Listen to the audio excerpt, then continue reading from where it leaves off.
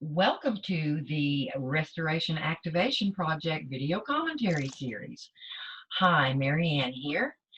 I am thankful that you all are tuning in today. This is a very special video that I'm doing today. I'm joined by a very, very special guest, one of the true unsung heroes who has experienced an array of regressive interference for her entire life, but faced them, addressed them even before she understood what was going on, and just kept on getting up. This interview is dedicated to all of you out there, any of you listeners who have been faced with just all sorts of interference, different types, or even just certain, a particular kinds of interference throughout the course of your life.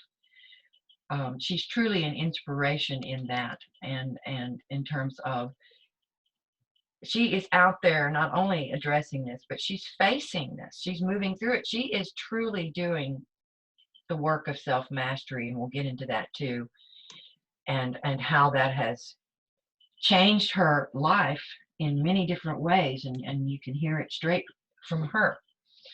Welcome, Jackie. I am so honored to have you here with me today. Thank you, Marianne, and I'm very happy to be here. I truly am. Well, as I said, you are a true inspiration to me personally, and I know that you will be to any listeners who happen to watch this video, anybody who tunes into this video. So provide just a little bit of background information, about growing up, and just a little bit of background about yourself. Oh, well, I grew up one of 6 children in a typical working class Catholic family. And it wasn't, it was quite a happy childhood, but there was a lot of things going on that I just did not understand at the time. Right. And that happens to so many. Well, thank you. And now, if you could share some of your personal experiences with regressive interference, starting with some of perhaps your earliest experiences that you can remember in your childhood, and kind of going into adulthood with whatever you feel like sharing. Okay, Marianne. My earliest memory, I was around the age of 2.5 to 3 years old, and I was asleep in bed. And I always remember waking up because I knew that there was something standing at the side of the bed. And I remember peeking out, and I saw what would the old-fashioned term the devil, half man, half goat, with the red glowing eyes, horns on his head. And he was standing at the side of my bed. I didn't have any kind of reference for what he was at the time because I was only 2.5, but I knew it was something not nice. And as I looked up, and he was staring at me. And I was just so shocked. And I kept looking at him, and I would hide under the covers, pull them back to see if he'd gone. And he was so close, he was touching the edge of the side of the bed. And he just kept staring and staring. Mm. And in the end, I just hid under the covers, and I eventually fell asleep. But I could feel him there for a long time. And that was truly frightening. It really was. But I can remember from my earliest memories, all my dreams were always nightmares. I never had nice dreams ever. I would dream of I was only 3, 4. I would dream of gargoyles bouncing off the walls of the bedroom, in the hallway, and that would be night after night after night. And I didn't know what they was, but as I grew older and I saw them in the book, I then realised that's what I had been dreaming. I would dream about my being trapped in a black room with my family with glowing eyes trying to kill me. It would just be all dreams like that. Monsters, you name it. That's been the theme of my entire life. those horrible dreams. I don't really remember anything else while I was in that house. When we moved on my 8th birthday to another area, and that's when I kept hearing the voices. Mum would be out at work all day, we'd all be playing, and every time I went into the house, it was usually on my own, I could hear somebody would start calling upstairs, Jackie, Jackie, upstairs, upstairs. And it would be the exact same voice as my mother. And I would start going to run up the stairs, and then I would stop halfway, and then I would remember she was at work. And this went on for a very long time. And in the end, my mum used to find me sitting on the doorstep because I was too afraid to go in. I wouldn't even go inside to have a wee. I was that scared. I just used to wait for someone, one of my siblings, to come back from the park, or for mum to come back from home. And that went on for a very long time. And I just didn't understand. And I never mentioned it. Never once did I say anything. But that used to scare me a lot. My next experience that I can recall was when I was 11 years old. I had a paper round. I always remember it was a winter morning, and I was walking along, and I was delivering to these Victorian houses, very posh houses. And I saw a woman standing under a lamppost. And I thought, she's strange. And she was staring at me. So I stared back. I thought, what's she looking at? And as I was staring at her, she'd got Victorian attire on. And it was then I realised I could see through her. And I stood there and I was watching the cars drive past, and nobody else could see her. And in the end, I walked off, and I packed my paper round in after that because I was too scared to do it, in case I saw that woman again, because she never took her eyes off me, and it really unnerved me. So that was that. Well, let me interject here for just a moment. And so you said you're one of 6 siblings. Yes, and I am, yeah. There was no one you could share this with. Did you ever try and get shut down, or you just sort of knew not to talk about it, or just? I think I instinctively knew not to talk about it. I never said a word. I mentioned the ghost I'd seen, but they just laughed. Mm. They just laughed at me. So I think they thought I was making it up. So you're carrying all this around as a little bitty girl. Oh my goodness. Okay, we'll continue, please. That's okay. The nightmares continued, and then the theme that I had for years was I always dreamt about the Second World War, and there was always alien spaceships hunting me. And this carried on from from childhood to about my 30s. It was always the same kind of dream. The First World War a few times, but the Second World War, and the spaceships, and the human race was being hunted. And we were just running everywhere, and German soldiers were also chasing us as well. As it turns out, that's a very common, I've spoken with multiple people and recently where those type of scenarios are quite common to alien abduction or MyLab type people who have been victimized, through MyLab goings on. So that's very interesting, and that led you to kind of figure out that maybe something else had gone on. But I just wanted to point that out to people. If you have those kinds of dreams and those kinds of dream scenarios, whether they be past wars that you are aware of or something more futuristic that you can't really, some dystopian future or different reality even. Yeah. Those are kind of indicators of alien interference directly. So again, I just wanted to point that out. Please continue. Okay. My next experience was when I was 17 years old, and I was working in a nursery. I stayed after work to keep a friend company who had a job cleaning up the nursery after all the children had gone home. And we were standing there chatting, and we could hear a rocking noise.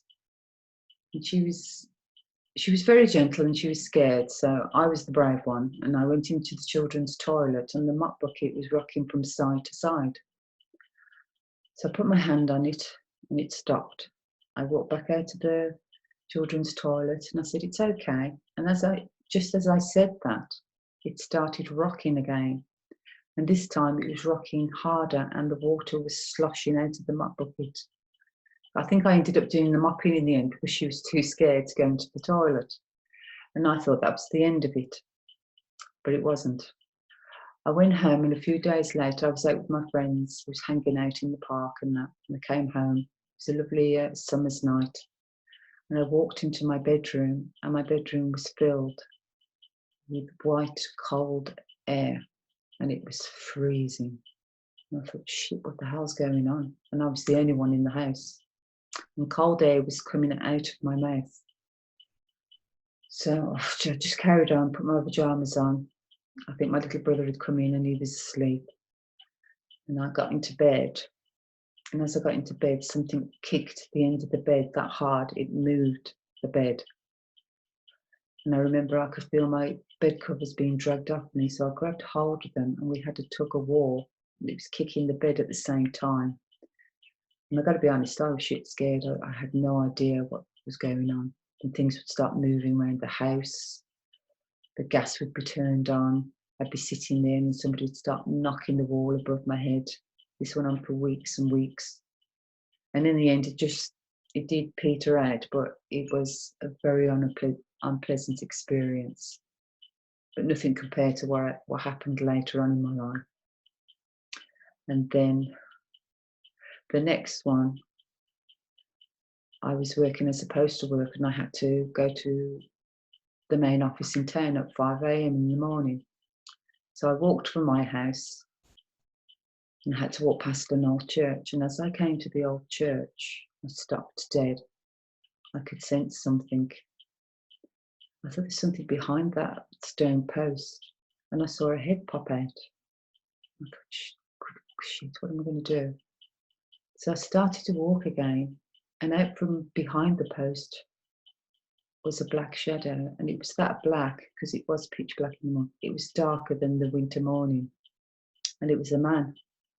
I couldn't see it. There was no face. But I could see he was wearing a trench coat. Sounds strange, I know. A hat. I could see his trousers, his shoes, his hands. And he stood right in front of me. I must have stood there for 5 minutes just staring at him. I was frozen. I thought, what am I going to do? I thought, I've got to get past him. I'm not big on running, but boy, did I run that morning. I shot past him. I thought, I'll get to the bus stop. I'll get to the bus stop. And I thought, I'll outrun him. And as I was running, I looked behind and he was on my shoulder. He was just inches away from me. And I carried on running. I ran across the road onto a grass verge, stopped dead.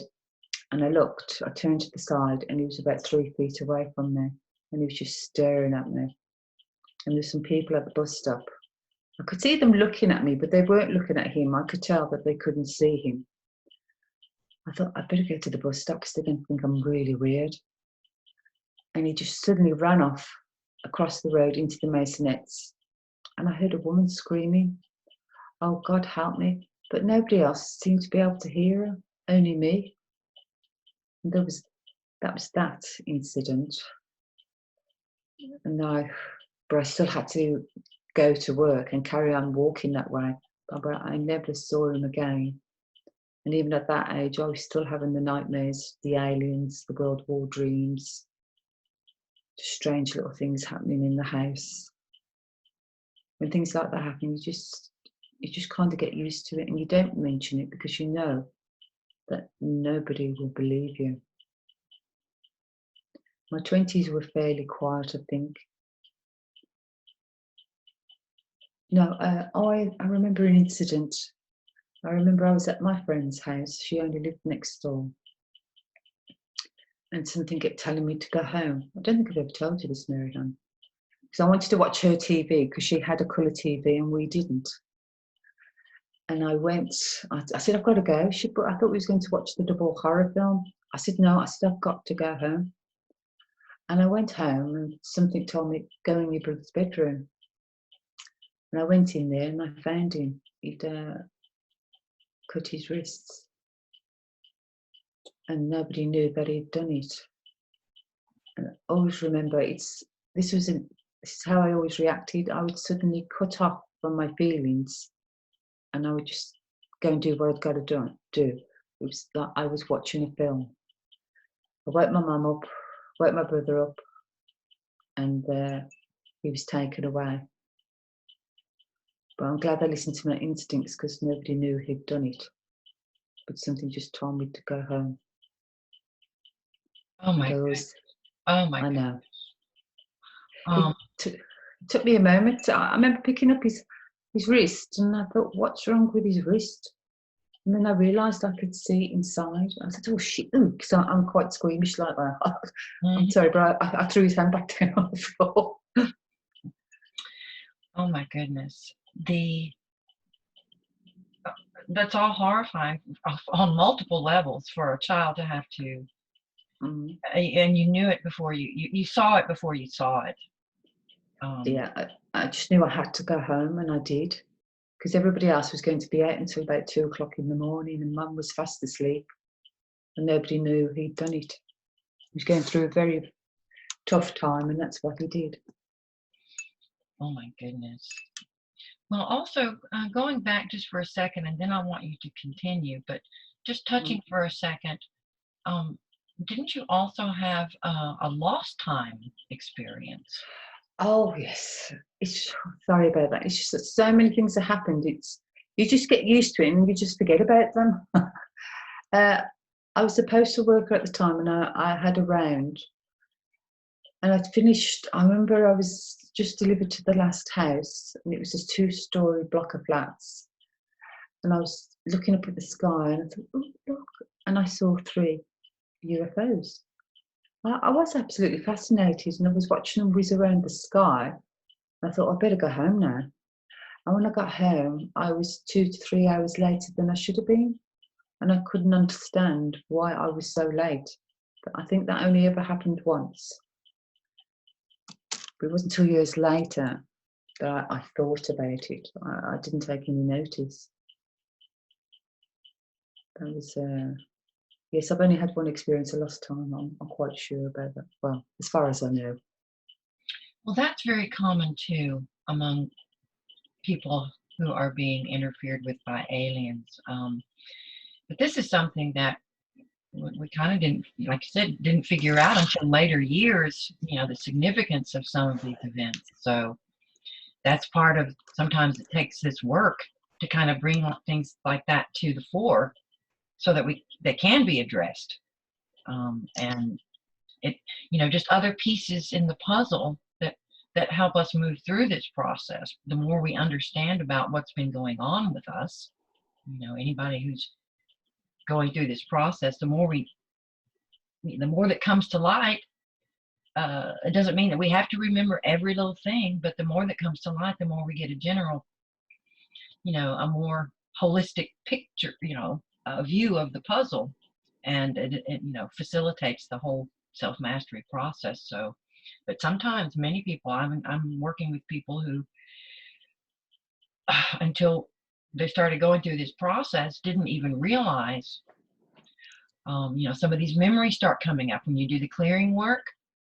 Memories are free to come to the surface, and they might not always be pretty memories, but we can connect the dots and then more effectively address the situation to move forward. So yes, please go ahead. Okay.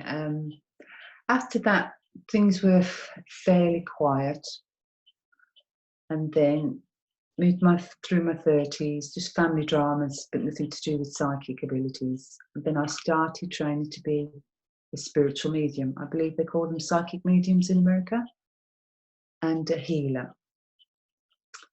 That was starting to go really well. First, I sat in what they call an open circle.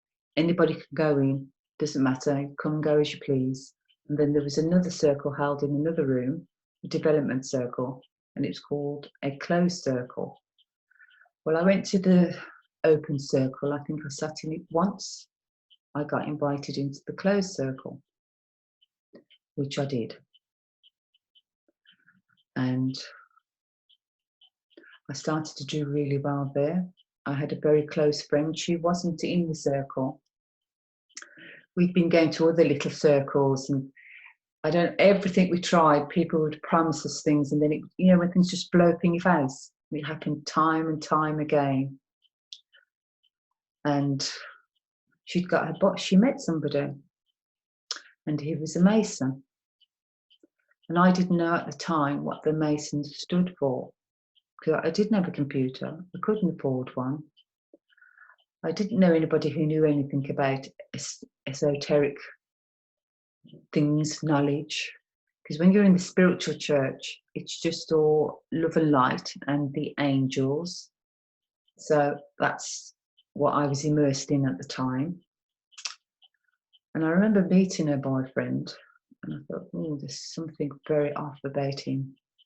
She knew I didn't like him, and I knew he didn't like me. And I always remember when they broke up finally, they psychically, him and his friend who was over him, they were actually black witches in the end. That's what we found out. They were psychically attacking me in my dream. And they were laughing at me. And I remember waking up and I saw them in my bedroom, the two of them, their spirit bodies or whatever you want to call them. And they were laughing at me. And I shouted very loudly, "Get the fuck out of my bedroom." And I remember our mum saying, "Who was you shouting at?" I just laughed. I said, "Oh, just a bad dream." I couldn't tell her, could I? Oh, my friend's ex-boyfriend and his mentor, were attacking me. I didn't want to frighten anybody. So lots of stuff was going on. And when everything finally blew up, I'd gone to lie down on the afternoon because I was just feeling really tired. And something woke me up. And when I woke up, there was a gigantic black third eye hanging over me. It must have been about 3 foot in length. There was gigantic black spiders running all over my bedroom walls, and my entire bedroom was filled with thick, black, wavy lines. They were all over my body. There's all kinds of creatures running around, and I just sat up. I was so shocked. I saw it clearly. It wasn't a bad dream. And I sat there looking at it until it disappeared. And in a panic, I phoned my friend, and she got in touch with an old medium. We'd had readings of him, and he told me what a marvellous medium I was going to be and all that. And he said, "You have to cut the ties with Jackie." And she asked why.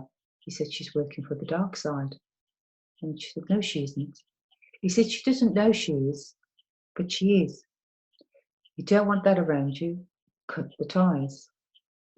And when she told me, I cried because I thought that there was something wrong with me. I thought, shit, I'm evil and I don't know it. How could I not know it? What's wrong with me? I didn't give up. I got over that. And then there was the long process of trying to find help. And you'll find that with the spiritual mediums, 9 times out of 10, they don't want to know. She saw one who told her that I had breast cancer. She phoned me up because I did have a breast cancer scare when I was in my 30s, and I healed that with homeopathy. And she said, "I can see the ambulance coming. Your friend can be saved. She must go to the hospital immediately." And I refused. I said, "No." I said, "I'm not getting drawn into that energy. I don't have breast cancer. I did have a couple of lumps at the time, but I knew that was emotional. And I did not let myself get dragged into that energy." When I think about what that woman said, and she said, "No, you must cut the ties from your friend when she's been to the doctors because you don't want that around you." And this went on and on. This was the usual answer. Then she went and seen another guy he said he was going to train her. And she asked him for help, told him my situation. And he just waved his hands said, you don't want that. That's how they refer to me. You don't want that around you. Cut the ties with that horrible energy she's got. And that was the constant theme. And I did take that on board, thinking there's something very, very wrong with me. She even went to the angel ladies, because my friend was hugely into the angels, and I got into the angels, which was just a load of crock of shit, no help whatsoever. And she went to this top one, and she explained what was happening to me, and I needed to know why and what could I do. And she mentioned two archangels' names, who I can't remember. She told her to come up to call them. She's got to do it herself. Oh, that was another common thing. She has to do it herself. And I said, that's great. I said, how can I do it myself when I do not know what the fuck is going on or how to do it? And I remember getting really angry. I sacked all my guides, told them to piss off, told the angels to fuck off as well. And for the first 4 years that went while this was all going on,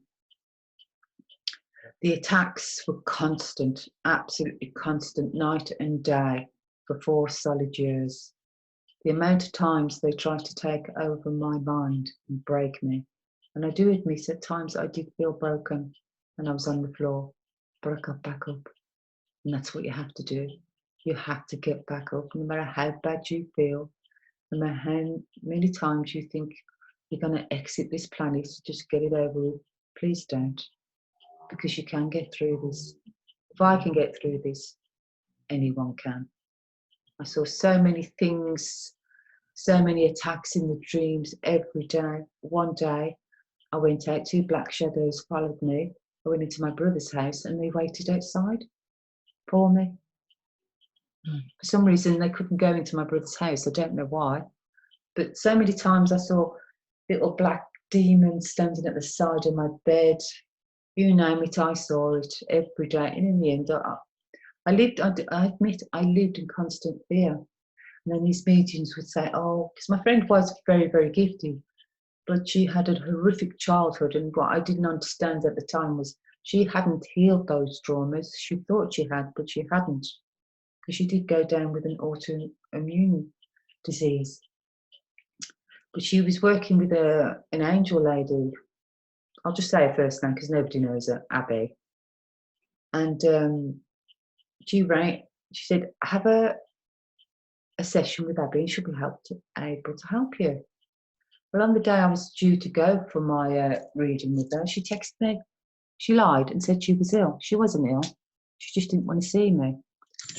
She said, I'm not strong enough to help your friend. She said, you've got to stop speaking to your friend on the phone and cut the ties with her. Just text. Because she removed 60 spiritual attachments from my friend. And they said it was my fault that they'd all come from me, which I don't know. And that was the whole theme of trying to find help. I was only allowed to talk to her via text through her friend. I couldn't even text her phone in the end. And in the end, all contact was just cut. And I never heard from her again. And then I was well and truly on my own, which turns out to be the greatest gift, because that's when I started to take responsibility for myself, looking for help for myself, for someone to show me how to help myself and try and get the knowledge that I needed. My friend, she's passed now, elderly friend, she gave me her old laptop and that was my very first computer. And that's when I started meeting, I must have seen about 30 different healers, different healing packages, you name it, I did it.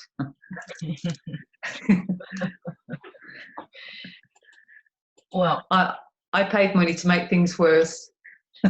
Well, and I'll just go back to a minute. It's just astounding to me, part of this whole interference process. It's as if it's not bad enough that you have to experience, the actual experiences themselves, the interference, but then being told that you're the direct cause of everything, and that It was they said it was my own fault.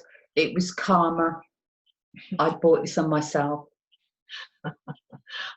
That is unfortunately very common, and I've learned this through not only personal experience. Unfortunately, I didn't go through too many, but so many people I've worked with that they've gone to people, they're reaching out. And not even in terms of, sometimes it's about, fix me, because that's kind of the way these mediums and healers present themselves. I can fix you, I can heal you, and then it's done. Yeah, I fell for that. I was in the mode of fix me and I'll be all right, because I lacked the knowledge. You do not get this kind of knowledge in the spiritualist churches, from psychic, from mediums, or anything.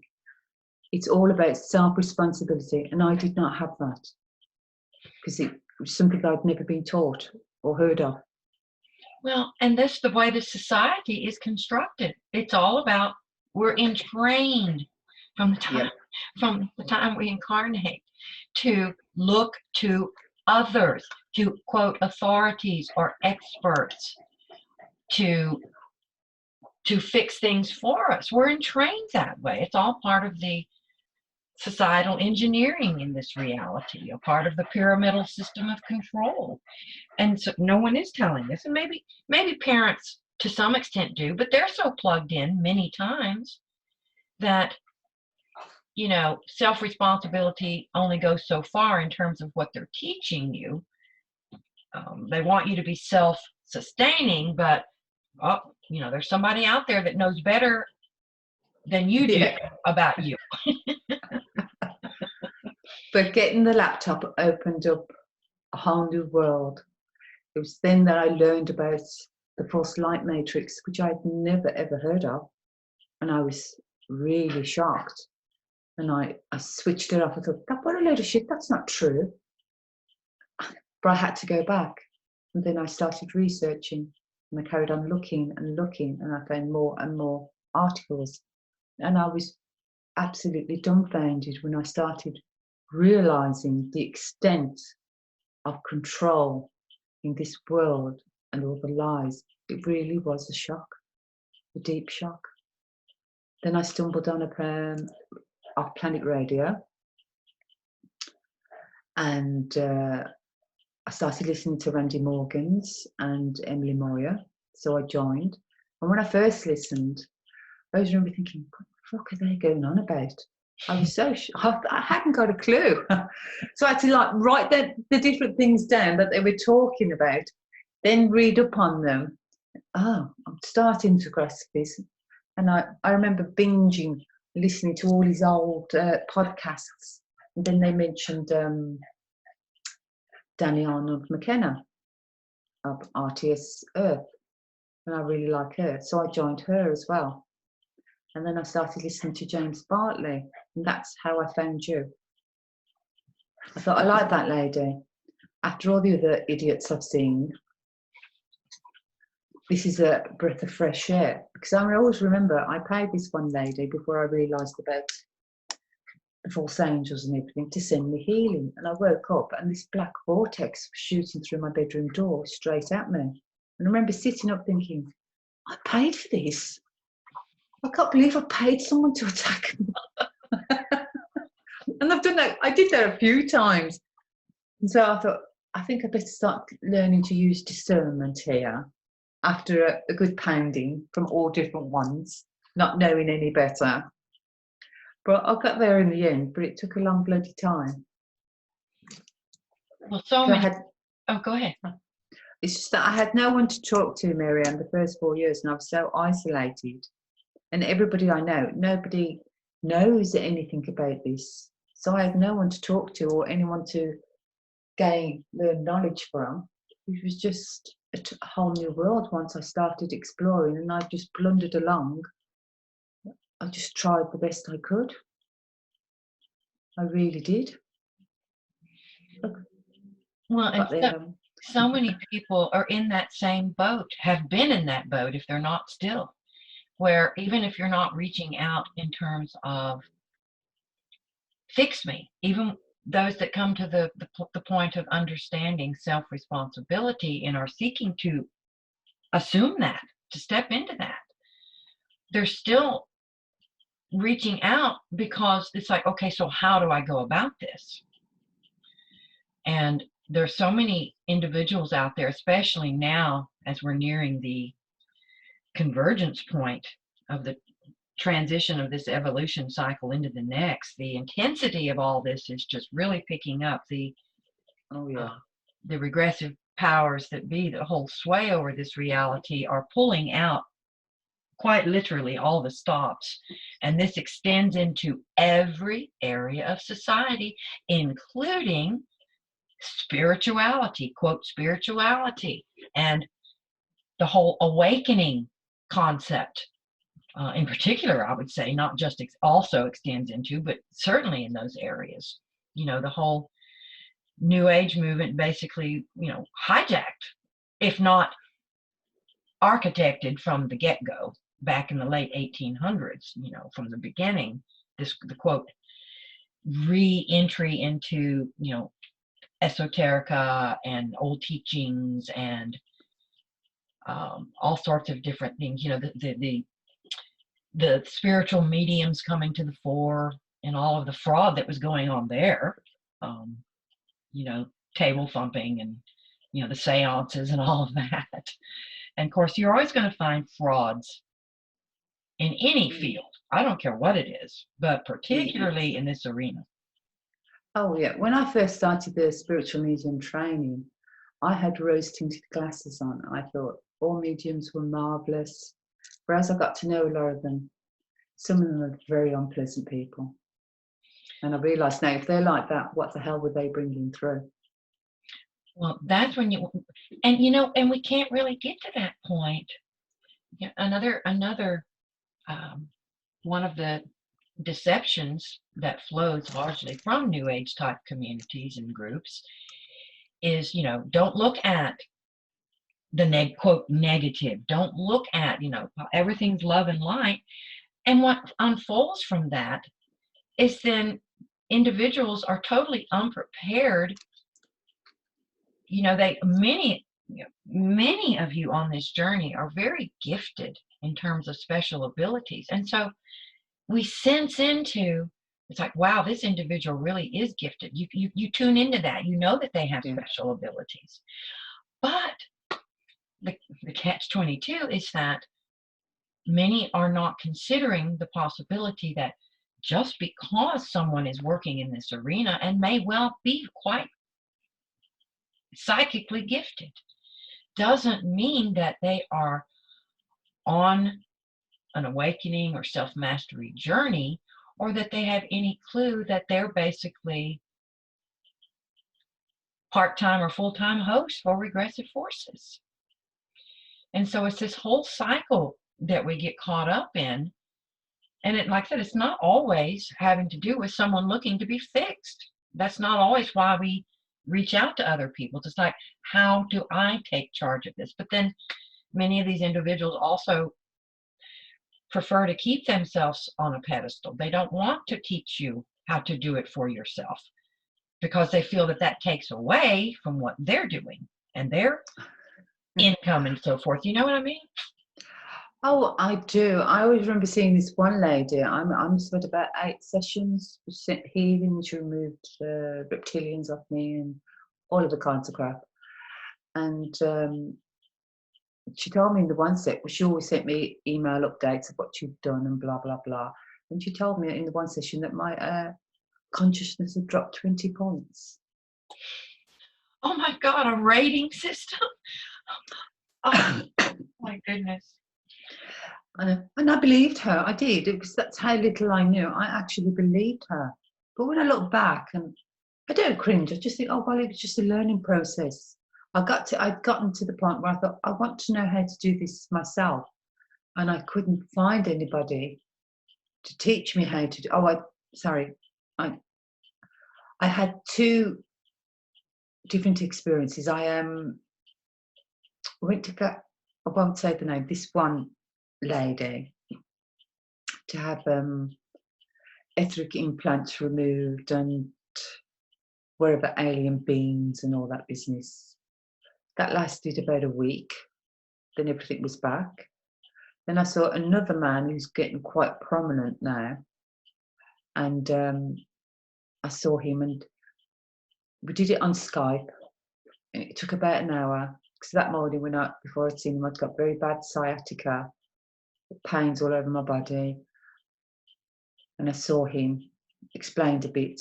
He talked very fast. And then on the night, I had a dream. And I was standing there and I'd got chains on me, on my ankles, on my wrists, and heavy metal balls. And I was standing in grey mist. So I emailed him and told him and asked him if everything was okay. And he never replied. And I just assumed it was my fault, that there was something wrong with me. Because I was going to carry on having sessions with him to learn how to do it myself. But after that, I thought, no, I don't think so.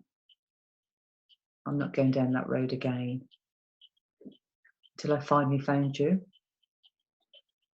Well, it is a learning experience. And I know that that was a shift for you, a big shift when you can look back and go, well, you know, I had to learn for myself.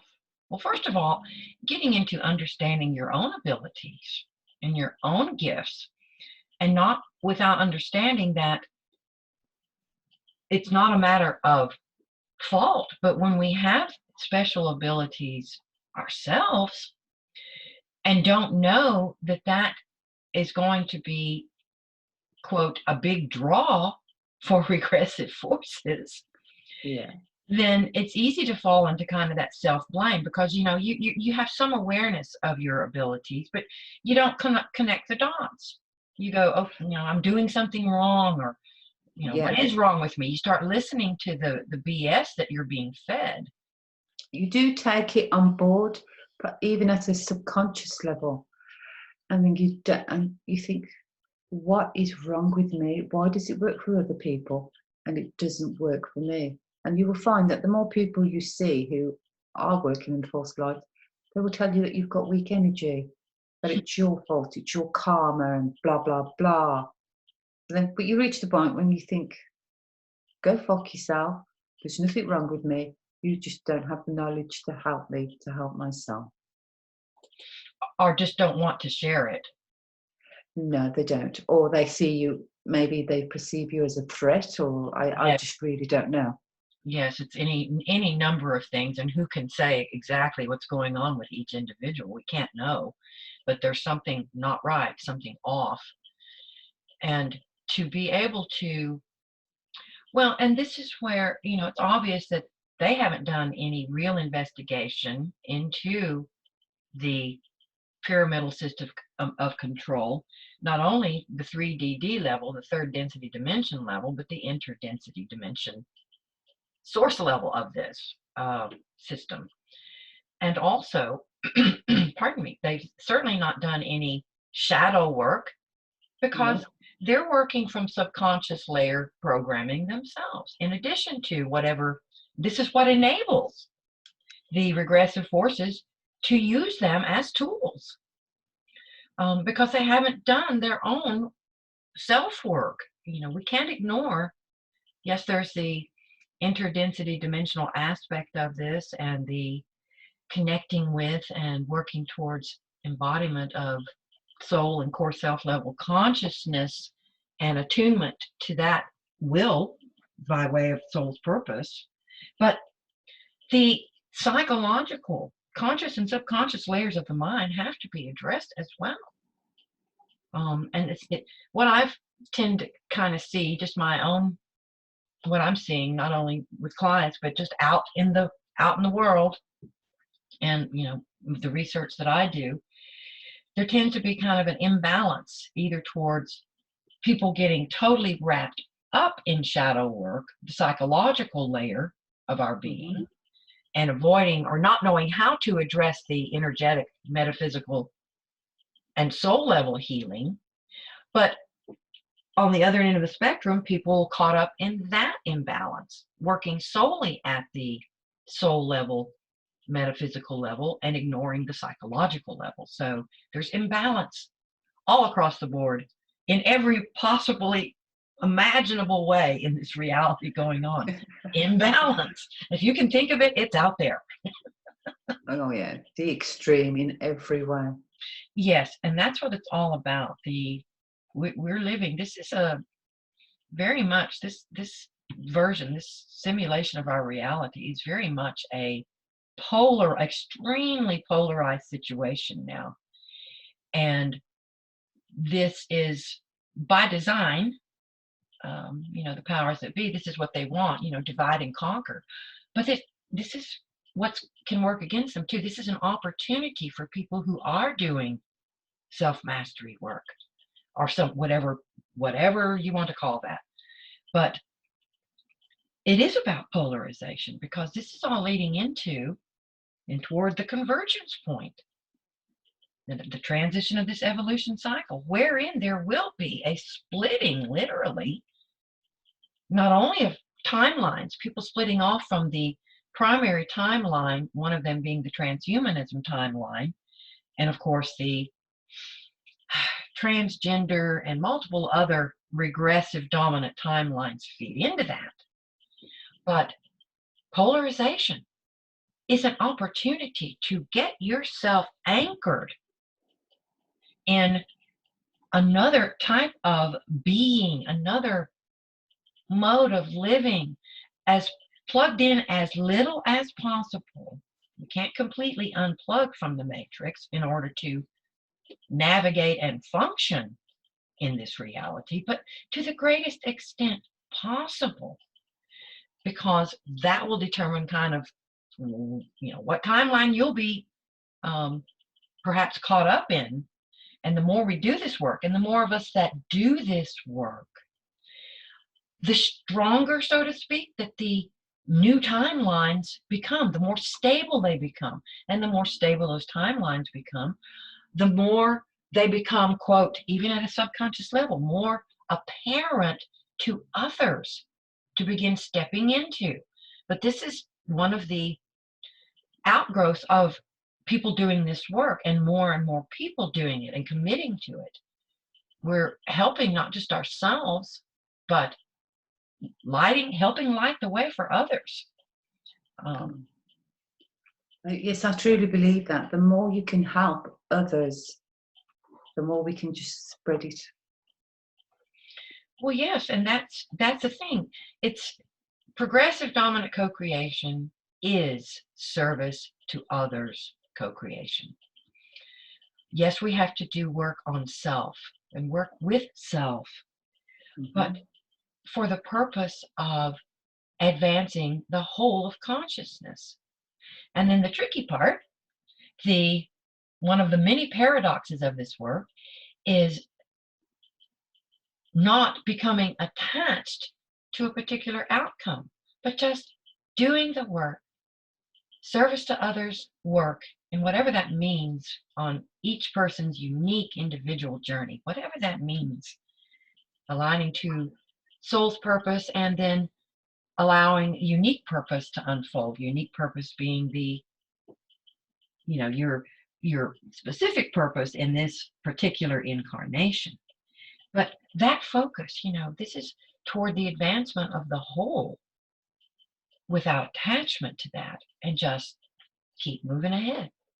Yeah, just do the best you can. Exactly. So, are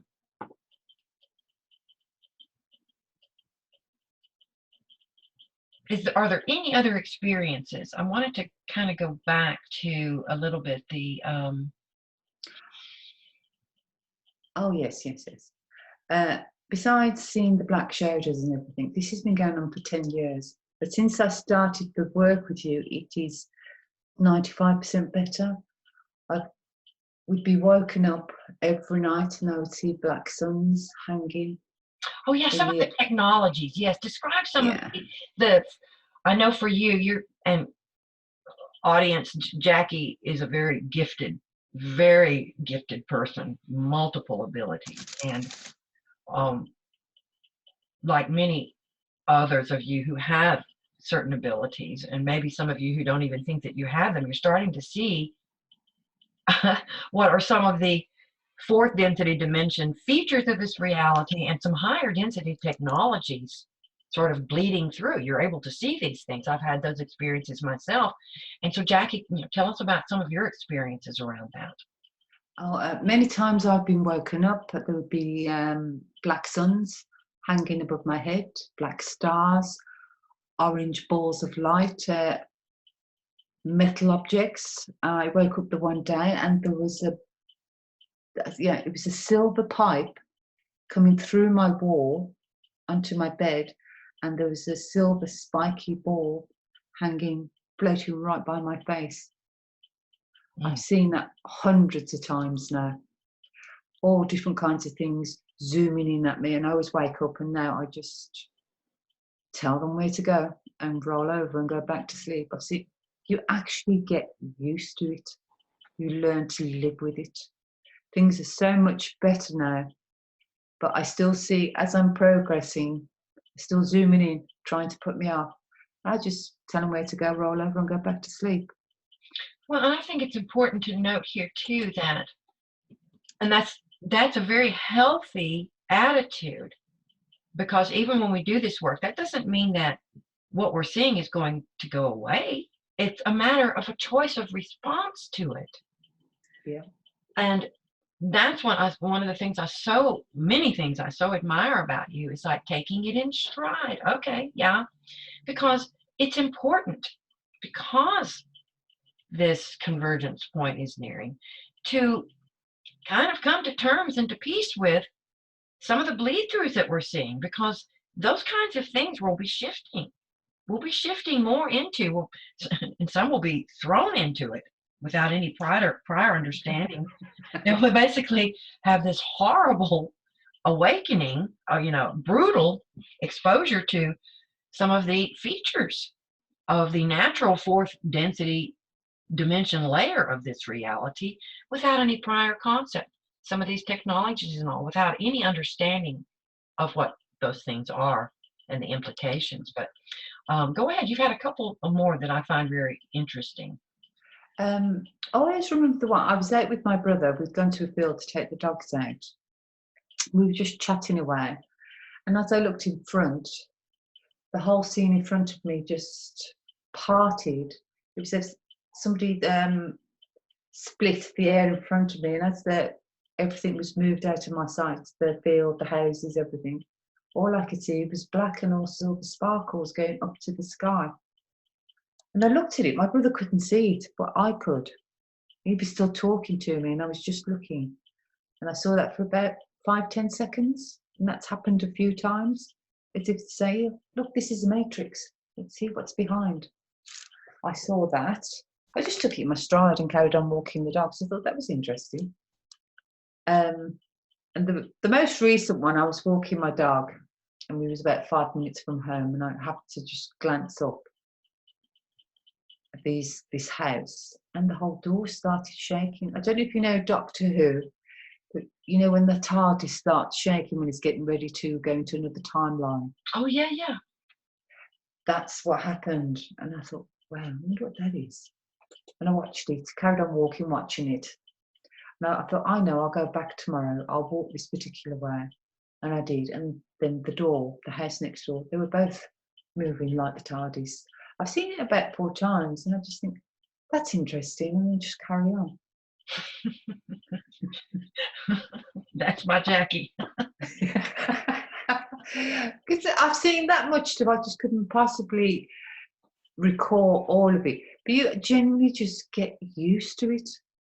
I mean, I lived in fear for 4 years, constant fear. And then I just thought, I'm done with this shit.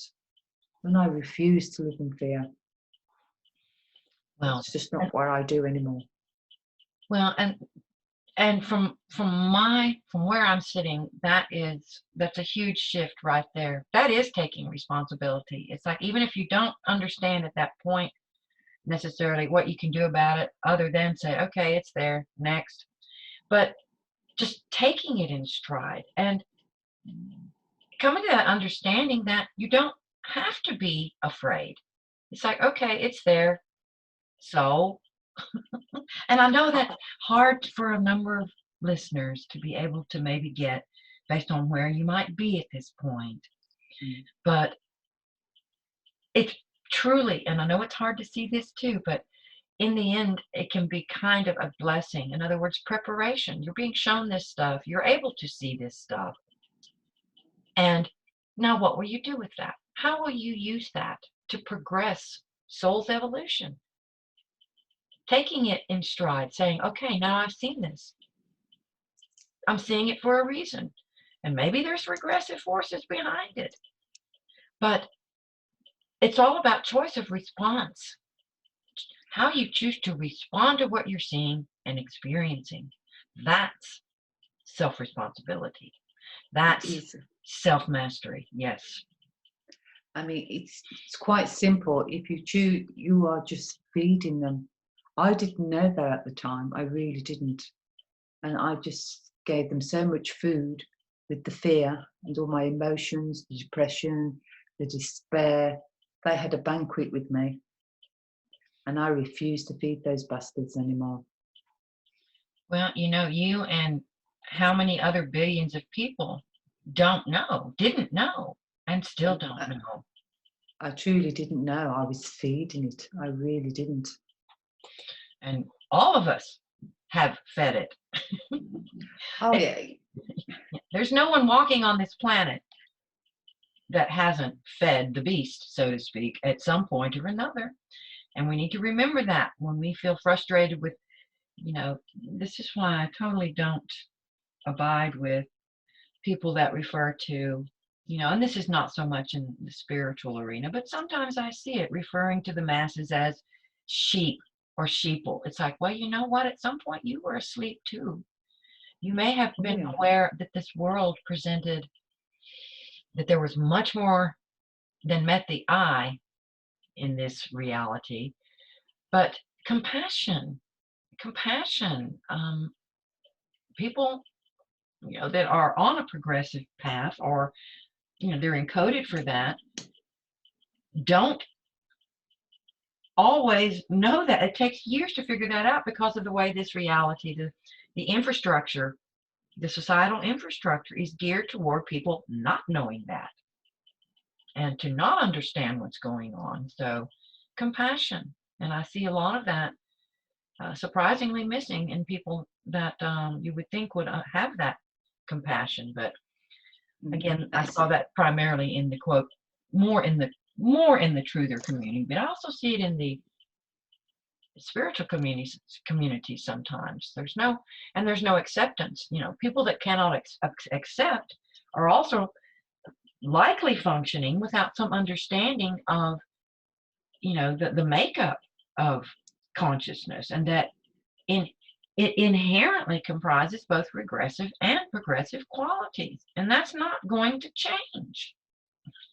Both are required as part of the co-creational process. So as long as we're on this eliminate the enemy and separate ourselves from the enemy mentality, we are just contributing like crazy, not only feeding the regressive forces, but reinforcing the matrix. Oh, yeah.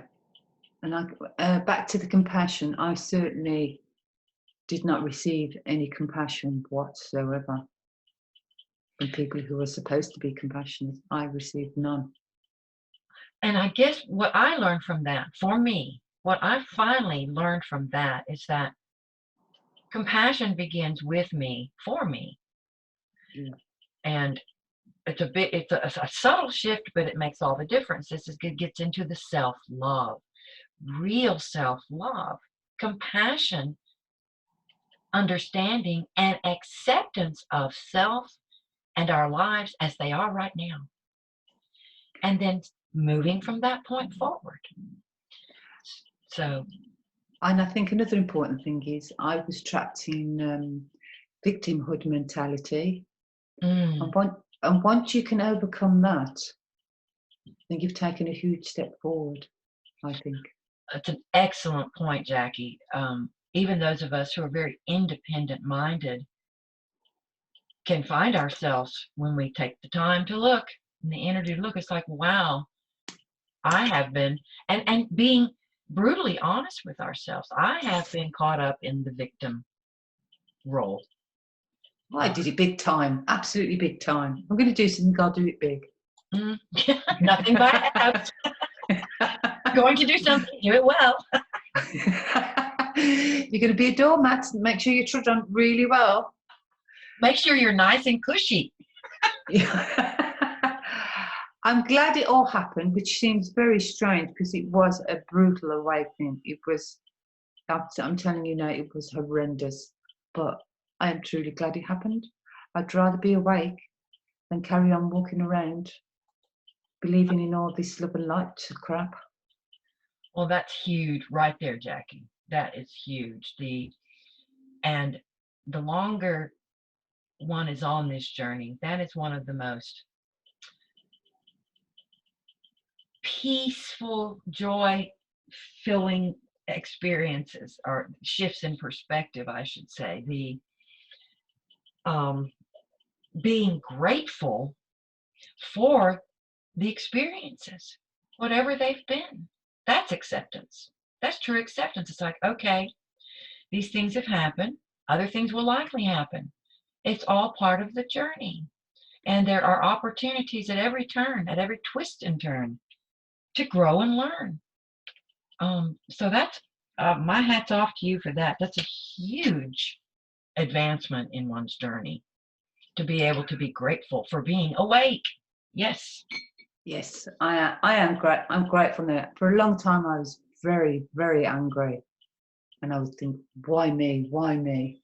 When there's so many shitty little bastards out there who are so evil, why doesn't it happen to them? But I've got over that now. It needed to happen. I needed to wake up, so it had to be done in a brutal manner.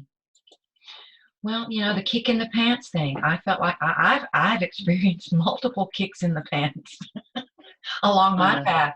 I have. And sometimes it takes that. It's like, it takes what it takes. It is what it is.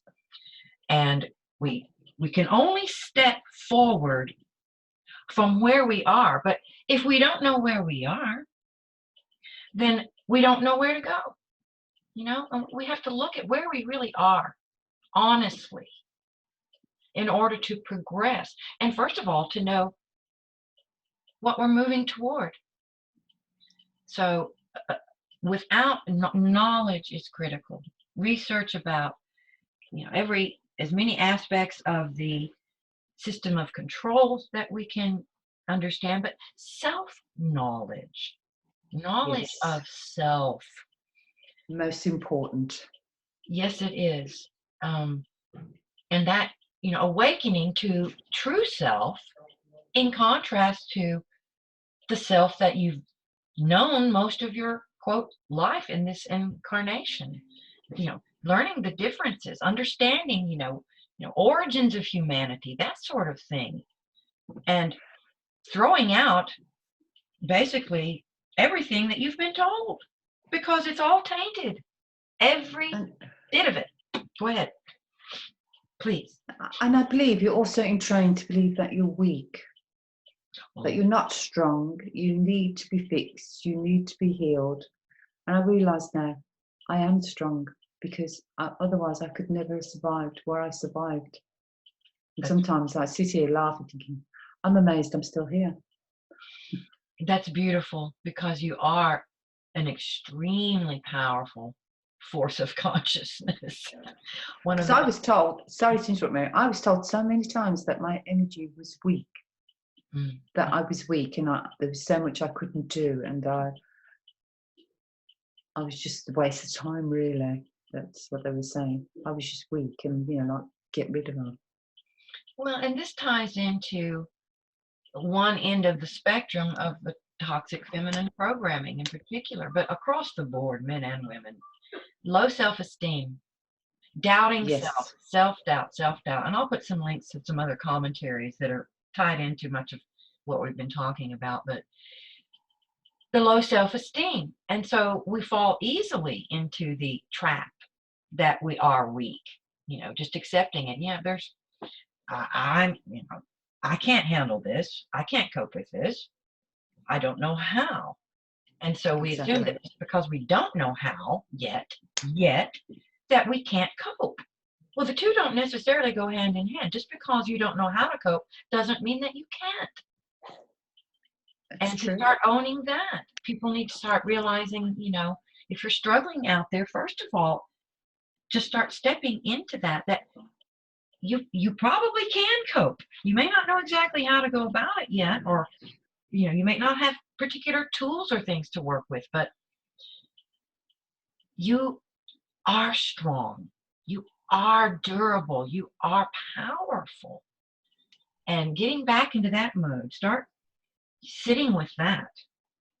And that will take you quite far in and of itself. But so Jackie, what kind of what specific you've shared, and thank you so much, some of the perspective shifts that you've had along the way that have made a huge difference in Yeah. terms of progressing on your journey. Were there any particular practices that you've engaged in, or processes that you've gone through that stand out as being kind of like big, that afforded, you know, maybe perhaps minor leaps in progress, you know, on your journey? Well, since I've started my work with you, I've totally taken on board self-responsibility, which is huge. And it was a shock to me as when I was doing some of the processes, I didn't realise how deeply I had suppressed my emotions, which was big for me. And I didn't realise how angry, or the anger and the rage that I had pushed down through everything that had happened to me. Yeah. And it is hard because for me, I get a lot of physical pain, which it does pass after an hour or two. And it's been a real eye-opener to how much I had cut myself off from my feelings. But I feel so much better in myself. I'm so much more balanced emotionally. I used to have extreme, you know, I used to go either be quite happy or really, I was low so much of the time, really down. So I'd say 95% of the time. But now I get down, it's fleeting. It'll happen for say 20 minutes. And I know that it's going to pass. Mm. And I'm excited because I know that I am progressing. I am making strides. I do see nice things. I know I told everything, you know, all the horrible stuff that the people would consider horrible. But I do see beautiful colours dancing around my feet. When I'm feeling a little bit down, when I'm out walking, I see gold sparkles shooting towards me from the sky. I see pinks, blues, you know. It's just really nice. But I just think, thank you, that's nice, and just carry on. But you learn to be self-responsibility. You know that you're making progress. And I want to get into the position when I can start using my own gifts to help others, especially if I can, people who've gone through stuff like myself, because I've been there, I've done it, and I will understand. It's all about self-mastery. And I'm so glad I started this journey. It's been a rough ride. I won't say it hasn't, because it has. Thinking, what am I doing?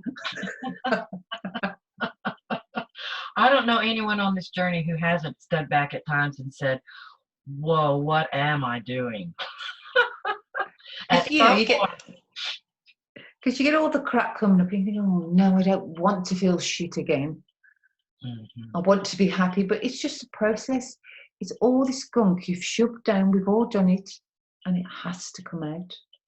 yeah. And then you do start to get more peaceful inside.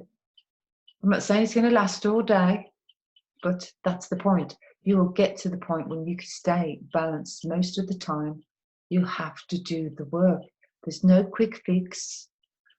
There's no instant, oh, that's it, my life is now fantastic. It just doesn't work that way. Because most of us have got a hell of a lot of crap to deal with. And you just got to do the work.